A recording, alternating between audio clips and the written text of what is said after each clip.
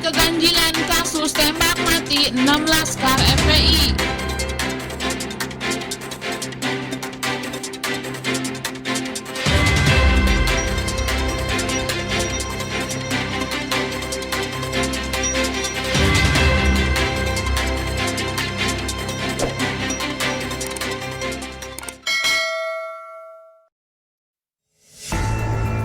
Komisi untuk Orang Hilang dan Korban Tindak Kekerasan atau Kontras mengungkap sejumlah keganjilan dalam kasus tembak mati 6 laskar Front Pembela Islam atau FPI di Tol Jakarta Cikampek kilometer 50. Wakil Koordinator Kontras Rifanli Anandar mengatakan keganjilan ini terbagi dalam 3 hal.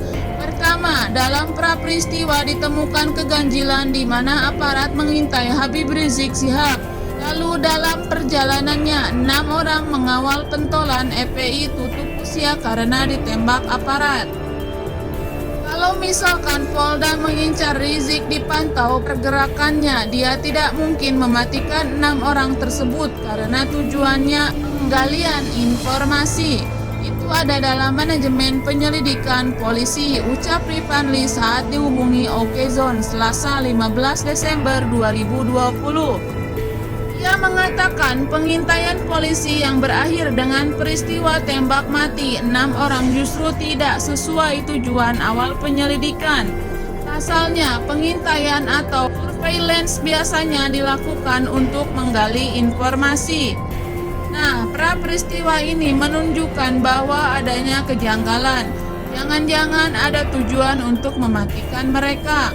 Kalau 6 orang memiliki info penting, polisi harusnya melumpuhkan bukan mematikan. Karena kembali ke tujuan, menggali informasi penting tapi fakta berkata lain. Dimatikanlah, jadi informasi apa yang akan dicari itu tidak sesuai tujuan awalnya, jelasnya.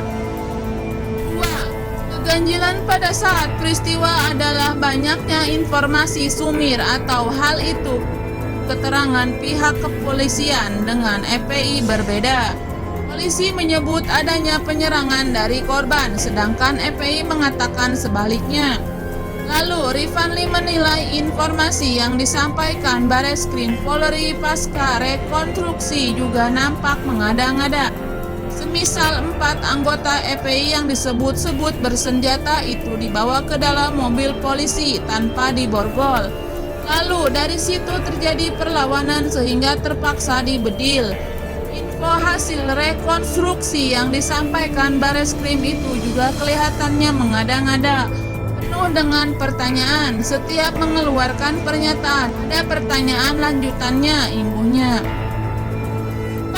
Yang diduga memiliki sajam atau senpiko ditangkap biasa saja dan dimasukkan ke mobil tanpa pertimbangan di luar mobil.